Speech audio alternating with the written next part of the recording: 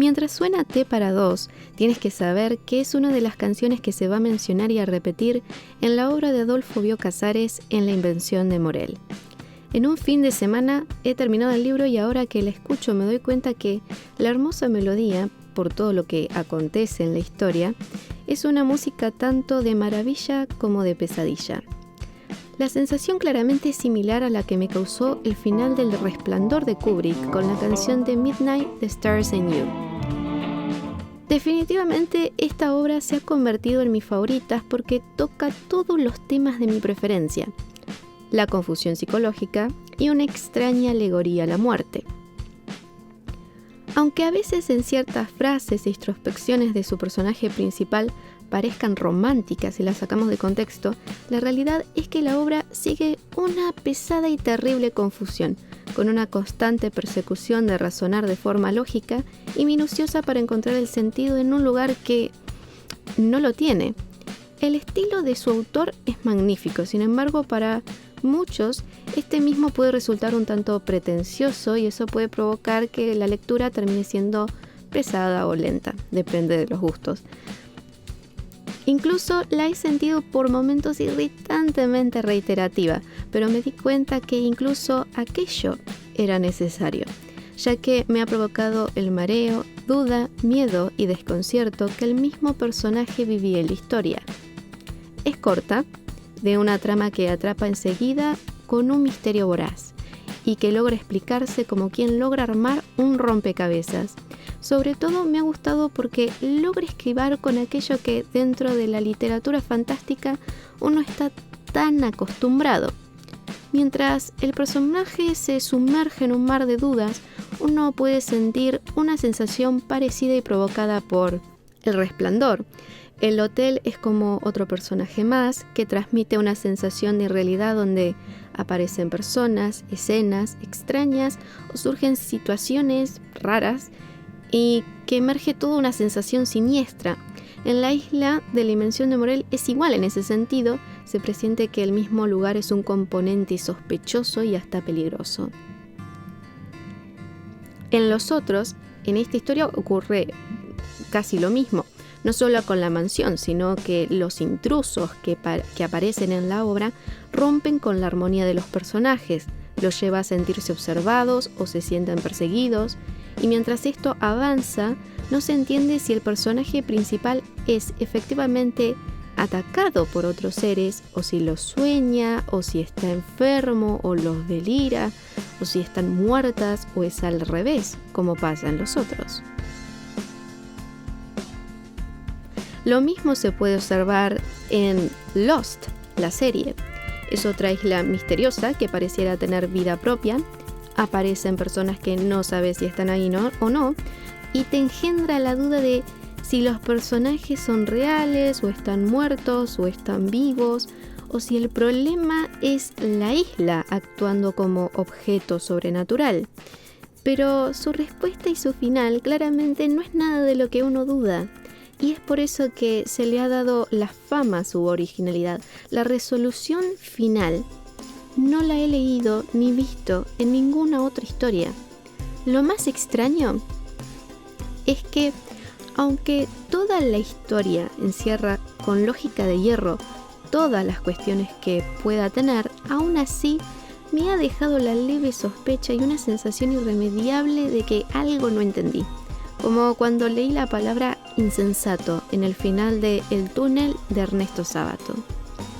Porque aunque la historia llegue a un crudo final, me dejó la impresión de que el invento es un invento en sí mismo. Claro que si no lo has leído no entenderás a lo que me refiero.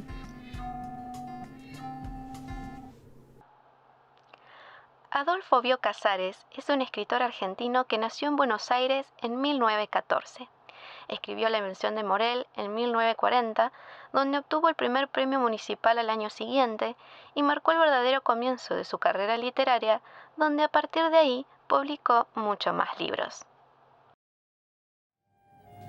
Estaba en el campo y pensé que si se pudiera reproducir la imagen de un hombre como se ve en el espejo, sería uno mucho más agradable y mucho más parecida a la realidad que lo que permite la cámara de televisión o la cámara de fotografía que yo he manejado tanto durante años, porque yo he sido fotógrafo durante muchos años. Y me gusta la fotografía. Y de ahí ya pasé a pensar que si se podía llevar la fidelidad del espejo a la reproducción de los otros sentidos, se tendría el hombre completo. Sí. Y si eso se pudiera perpetuar, entonces teníamos el hombre completo y eterno. Sí. Y ahí, por eso se me ocurrió una isla con mareas, porque las mareas aseguran el movimiento perpetuo. Sí. Y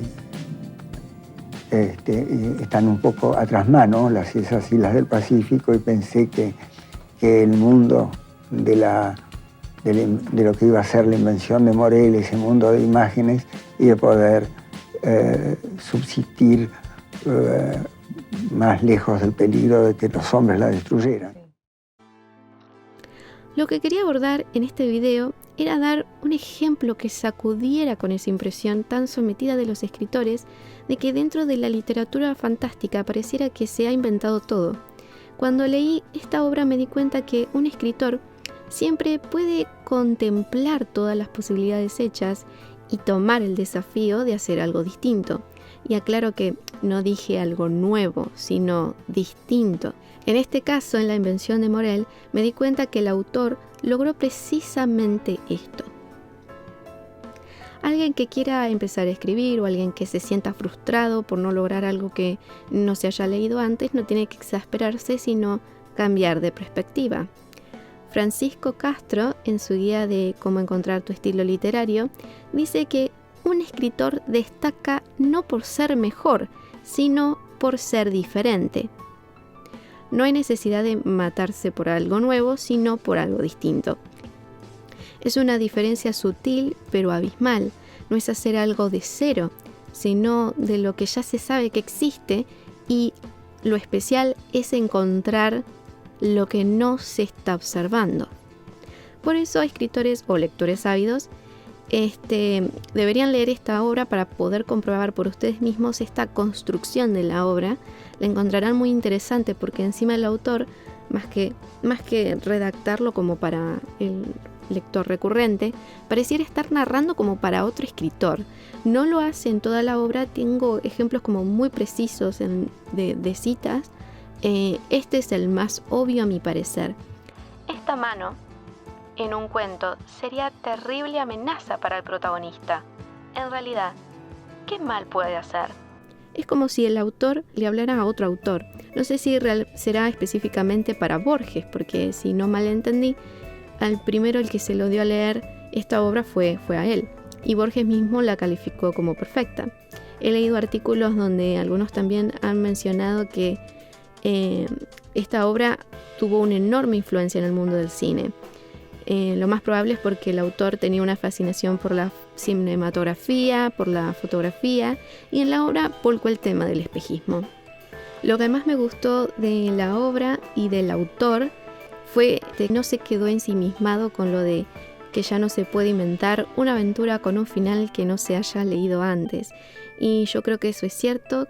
Yo creo que la imaginación que no se rinde no muere y puede llegar a sorprendernos. Bueno, espero que les haya gustado. Si les ha interesado este tema, dejen un like y suscríbanse y no se olviden de la campanita. A mí me gustó mucho hablar y compartir de estos temas. Y si les apetece, también pueden comentarme lo que quieran respecto a este video o a este tema, algún consejo, o si quieren recomendarme algún tema que les interese que aborde va a ser bienvenido. Eso es todo y muchas gracias por escucharme. Para alguien que escribió tanto acerca del tiempo, etcétera, etcétera, y no quiero ser aquí muy rebuscado, ¿los tipos llegan siempre muy pronto o muy tarde, los premios? Yo creo que llegan tarde. Creo que para los jóvenes es muy duro el asunto. Yo me acostumbré a no esperar nada, y a reprimir la vanidad que tenía, que yo era bastante vanidoso y pensé alguna vez, o mejor dicho, descubrí alguna vez que la vanidad es incompatible con la dicha. Entonces, alejé de mí esas ansiedades y los premios me han llegado generalmente sin esperarlos. Este último mientras dormía la siesta.